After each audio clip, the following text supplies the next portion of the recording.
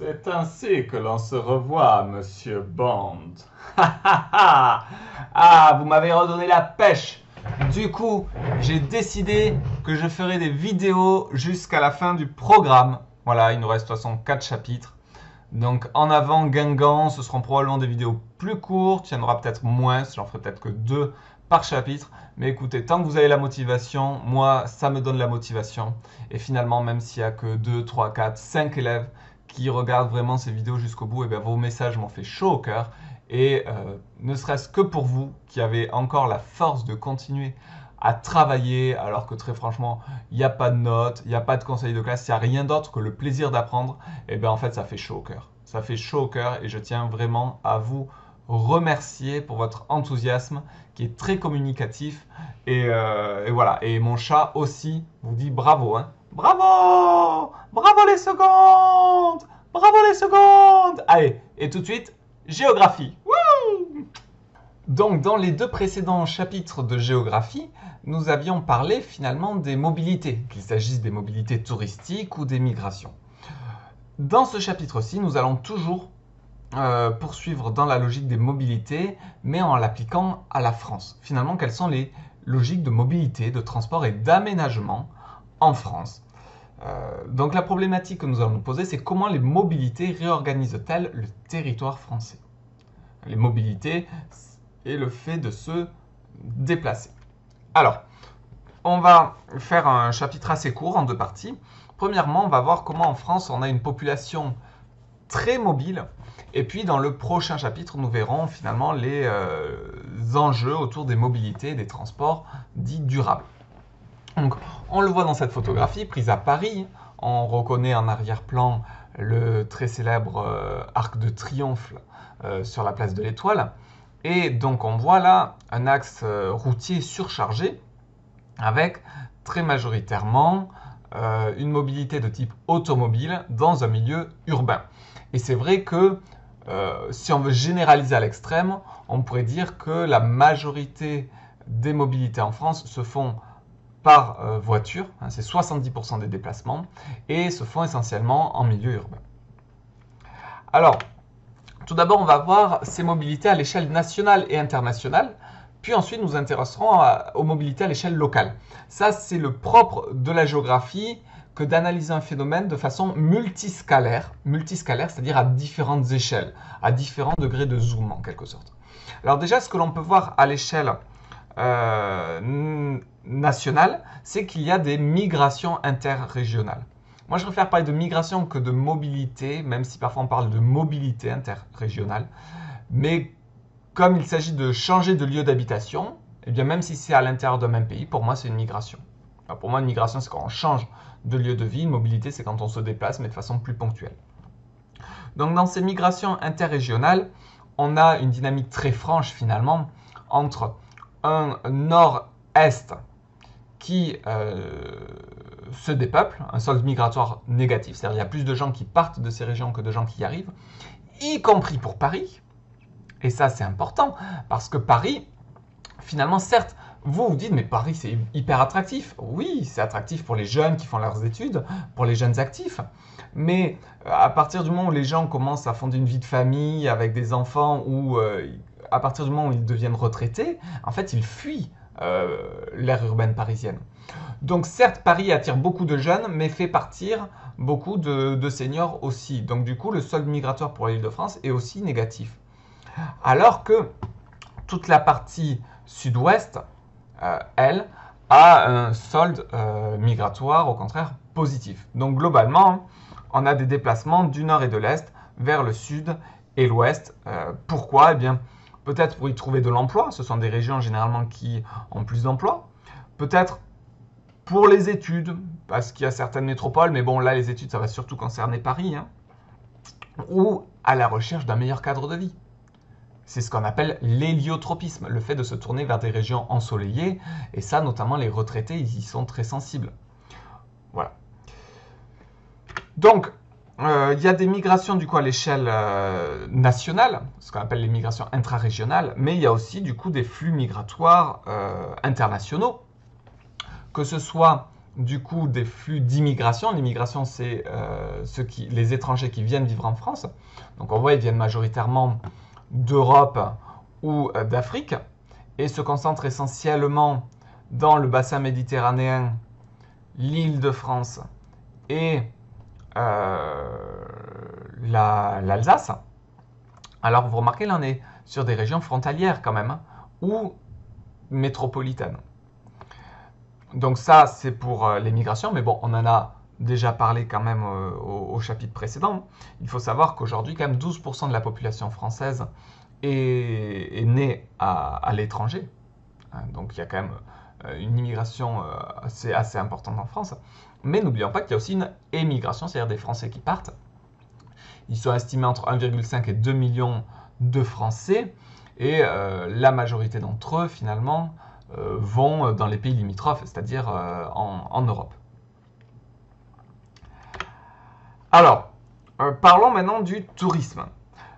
On le dit assez, la France est la première destination touristique mondiale. C'est le pays au monde qui accueille le plus de touristes, 87 millions en 2017, qui sont surtout des Européens et surtout, comme on le voit ici, des Français.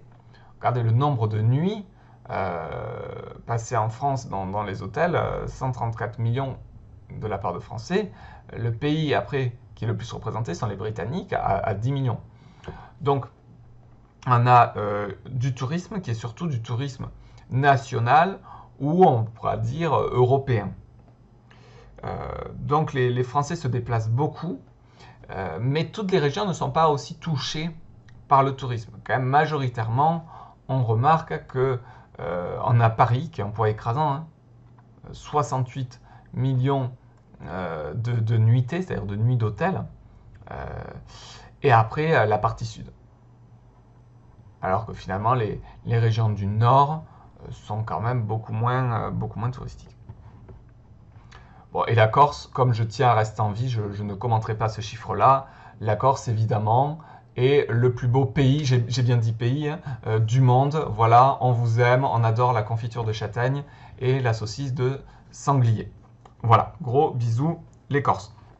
Donc, les Français se déplacent beaucoup en France pour faire du tourisme et majoritairement sur du tourisme balnéaire et de montagne. Donc du tourisme quand même plutôt de nature. On voit que le tourisme en ville est quand même assez représenté, mais pèse pour moins d'un quart du tourisme en France. Et enfin, le tourisme vert, c'est-à-dire le tourisme à la campagne. Donc finalement, la France, au niveau touristique, a un tourisme très diversifié. Elle peut bénéficier, c'est ce que l'on voit là, d'un tourisme culturel, essentiellement dans les métropoles. Là, on a les châteaux de la Loire, on a les grottes de Lascaux, enfin, énormément de tourisme culturel. On a les régions liées au climat, donc, essentiellement là, le tourisme balnéaire en Méditerranée, mais aussi sur la côte atlantique. On a du tourisme vert, à travers finalement une campagne qui est bien mise en valeur, notamment grâce aux parcs nationaux, je pense aux Cévennes. Et puis aussi le tourisme de montagne, qu'ils appellent le tourisme hivernal, grâce aux nombreuses montagnes françaises comme les Pyrénées ou les Alpes, qui sont bien équipées en équipement de sport d'hiver. Donc, beaucoup de flux touristiques, de mobilité touristique en France, qui sont surtout des flux saisonniers, c'est-à-dire à certaines saisons liées aux vacances scolaires. Ce qui fait qu'on peut avoir parfois des embouteillages sur ces axes routiers-là qui vont de l'Île-de-France vers la Méditerranée au premier jour des vacances d'été, par exemple. Voilà, donc du coup, des mobilités à l'échelle nationale et internationale liées finalement au changement de lieu de vie, l'émigration ou au tourisme. Maintenant, nous allons nous intéresser aux mobilités à l'échelle locale. Alors là, on voit les mobilités à l'échelle locale, elles sont très majoritairement au niveau des aires urbaines. Là, vous avez finalement les principaux déplacements en France entre le domicile et le travail, ce que l'on appelle les migrations pendulaires ou mobilités pendulaires. Souvent, le terme qu'emploie les géographes, c'est migration pendulaire. Je trouve ça débile parce qu'une migration, c'est quand on change de lieu de vie. Donc, je suis le seul à le faire. Mais moi, je préfère parler de mobilité pendulaire parce que c'est un déplacement temporaire. Voilà, mais bon, enfin voilà. Si vous utilisez le terme de mobilité pendulaire, comme moi, précisez entre parenthèses migration pendulaire, parce que les géographes sont pointilleux sur les mots qu'ils utilisent, même si souvent ils les utilisent à très mauvais escient. Voilà, ça c'est comme ça c'est dit. Donc ces migrations ou mobilité pendulaire, ce qui est important finalement c'est cette idée de pendule. Un pendule, il a un mouvement de va-et-vient. Domicile, travail, travail, domicile, domicile, travail, travail, domicile. Il faut savoir quand même qu'elle représente près d'1 heure de trajet par jour en moyenne pour les Français. Donc c'est quand même du déplacement qui prend du temps et qui a un coût économique et écologique. Et un coût écologique certain, du fait que la voiture est le mode de transport privilégié, 70% des déplacements, et que souvent en plus ce sont des voitures qui sont utilisées pour un seul individu. Alors que la voiture est un mode de transport qui comporte pour l'essentiel 5 places. Donc du coup, c'est pas forcément peut-être le mode de transport le plus adapté pour faire des mobilités pendulaires. Alors ces mobilités, elles sont généralement dans le sens périphérie, c'est-à-dire la couronne périurbaine, vers la ville-centre ou la banlieue le matin, et au contraire, de la ville-centre vers la périphérie le soir. Pourquoi? Parce que les gens préfèrent vivre en couronne périurbaine, le loyer coûte moins cher, ou l'immobilier est moins cher si vous voulez acheter, vous avez plus d'espace, un meilleur cadre de vie, c'est plus calme, etc. Donc les gens veulent vivre ici, sauf que la majorité des emplois, ils sont plutôt dans les villes-centres. Donc du coup, ces mouvements qui créent des embouteillages à des heures, ce qu'on appelle les heures de pointe, c'est-à-dire le matin quand les gens vont travailler, et le soir quand ils reviennent du travail. Ça, c'est le schéma des aires urbaines que vous aviez vu l'année dernière en 3e. Vous avez ville-centre et banlieue qui constituent le pôle urbain, là où il y a majoritairement l'emploi, et la couronne périurbaine qui s'étend progressivement vers les espaces ruraux du fait de l'étalement urbain. Alors, parfois, on a aussi des migrations pendulaires qui sont paradoxalement internationales. Alors, c'est bizarre parce qu'une migration pendulaire, c'est un mouvement entre le domicile et le travail. Donc, vraiment, c'est un petit déplacement. Mais parfois, je pense notamment à la frontière suisse, eh bien, il y a beaucoup de Français qui vivent en France parce que l'immobilier est moins cher, mais qui vont travailler en Suisse et qui, du coup, traversent la frontière le matin et puis le soir pour rentrer chez eux.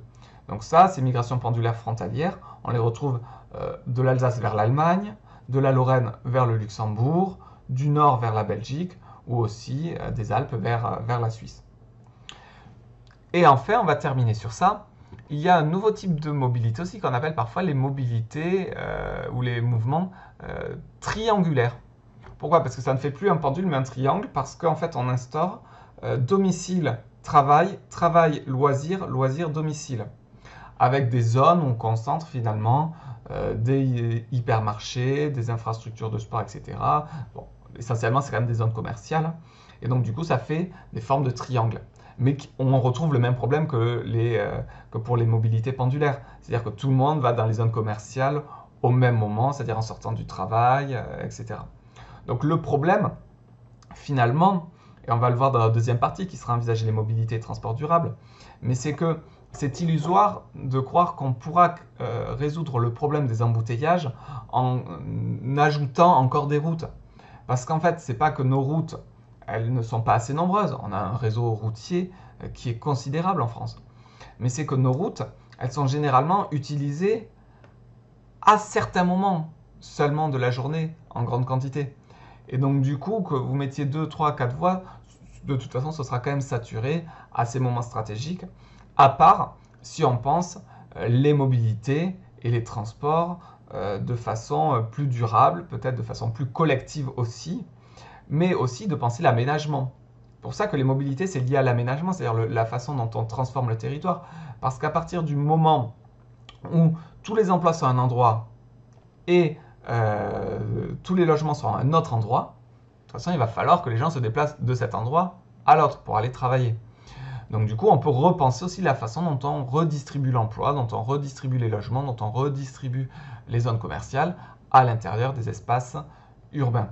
Ou envisager d'autres solutions, comme par exemple le télétravail, qui va permettre de travailler depuis chez soi et donc d'éviter ces déplacements pour aller sur son bureau. Même si je pense que vous, comme moi, le télétravail, en ce moment, on en a un petit peu là. Bon, sur ce, prenez soin de vous et la fois prochaine, on verra comment envisager des mobilités et transports durables en France. Parce que comme vous le voyez, les gaz à effet de serre qui sont responsables donc du dérèglement climatique, eh bien en France sont en grande partie liés au transport. Les transports sont responsables à hauteur de 29% des émissions de gaz à effet de serre en France. Et donc effectivement, il y a un travail important envisagé de ce côté-là pour essayer du coup de réduire ces émissions de gaz à effet de serre, sachant que la France a pris l'engagement dans l'accord de Paris à limiter le réchauffement climatique à 2 degrés à la fin du siècle, mais que cet accord de Paris qui est non contraignant, c'est-à-dire sont juste des vœux, des souhaits émis comme ça, si on veut vraiment se donner les moyens de le respecter, il va falloir diminuer tout ça de moitié. Donc, notamment envisager un travail sur les transports. C'est pourquoi nous verrons dans la prochaine vidéo comment envisager les mobilités et les transports durables en France. Sur ce, prenez soin de vous et à bientôt donc pour une nouvelle vidéo.